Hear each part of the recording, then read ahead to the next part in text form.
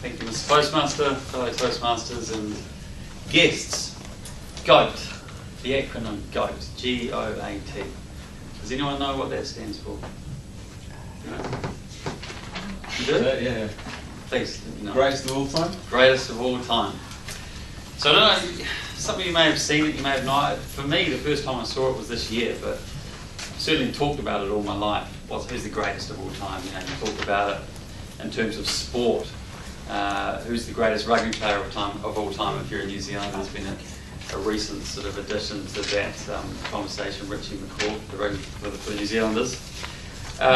Presidents, Americans, they love to do their ranking, and they talk about who's the greatest president. They talk about FDR, Franklin Roosevelt.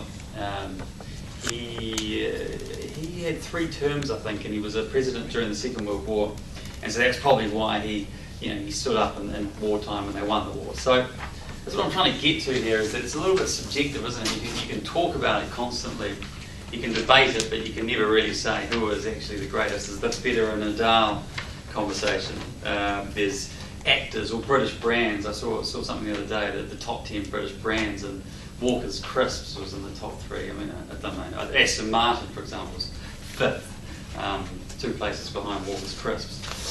So I played cricket during the summer, and we had a few drinks at the end of the season, and we talked about, myself and the other cricketers, we talked about what was the best game of the season, the greatest game of the season. We came up with a recipe. We decided there has to be a recipe for all this to kind of get to the crux of it. And if you didn't have the ingredients for the recipe, then it just wasn't a game you considered. You could do it with presidents. We could do it with the presidents here, actually. Who's the greatest president? We've got 5 of them, 4 of them here. We could rank them, we won't, but we can think about it. So I'm going to talk about the greatest game of our cricket season, which had the 5 ingredients: rivalry, something on the line, tension, drama, and a battle and a great finish. So this game fitted the bill. The game was the last game of the season, and the rivalry was between North and South of New Zealand. So we're called London, New Zealand, the cricket team, and we play teams from all around London and on the outskirts. But at the end of the season, we split into North Island, South Island teams, and we play each other. And it is probably the most fierce game of all games. It's just that little stretch of water. I mean, we're all teammates, we all get along great during the season, but when it comes to this game, it's pretty heavy. Down south you have small town syndrome, and up north you think you're better, sort of thing. Something to play for. Well, this game's just once a year, so it's 1 year of bragging rights, and that's enough. There is a trophy, but it just doesn't really matter. Tension. Well, the tension was there from the outset. When I went out to bat, I was facing a former rep cricketer. It was pretty quick. I get to watch him bowl during the season, which is fantastic. I had to face him in this game, and the wicket keeper and the slips were saying to me, you're scared, you don't even want to be here, and I was actually. But I didn't let them show. I sort of bounced around and sort of ducking balls all over the place, and I held my own. And I also got, you crap and you're more suited to taking out the drinks, and this sort of stuff. So the tension's there, you cut it with a knife, it was heavy going.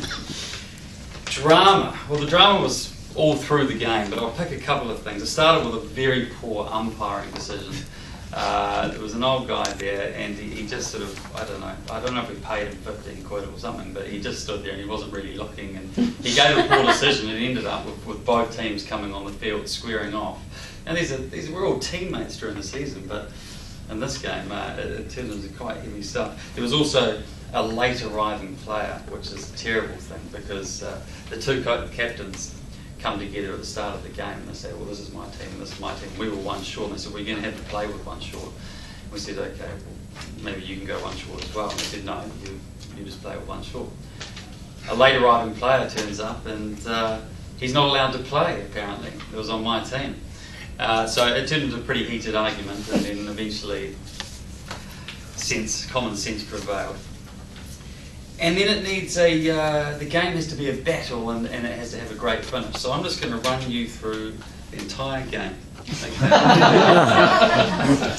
So, North put South into bout. South lose 3 quick wickets. North are on top. South gets steady. They keep a steady sort of flow going. Then accelerate. 6s, 4s. The game starts moving. Then North claim a key wicket.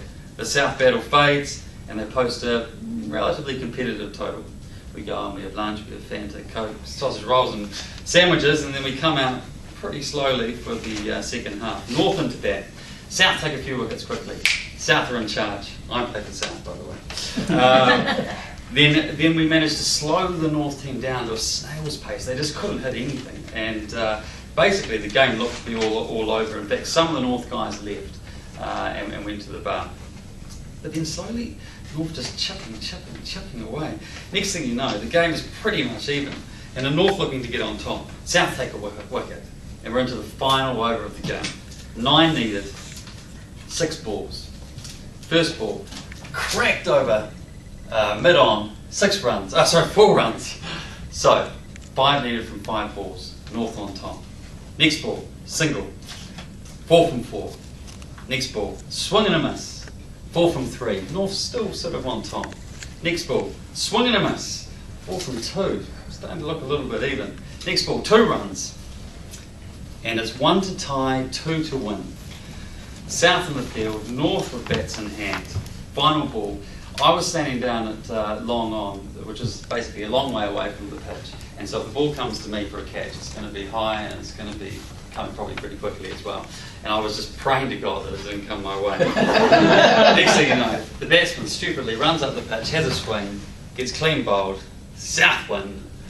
That was the greatest game of the season. It had the whole recipe. It had the tension, it had the drama, it had the rivalry, it had the battle, and it had the great finish. Thank you very much.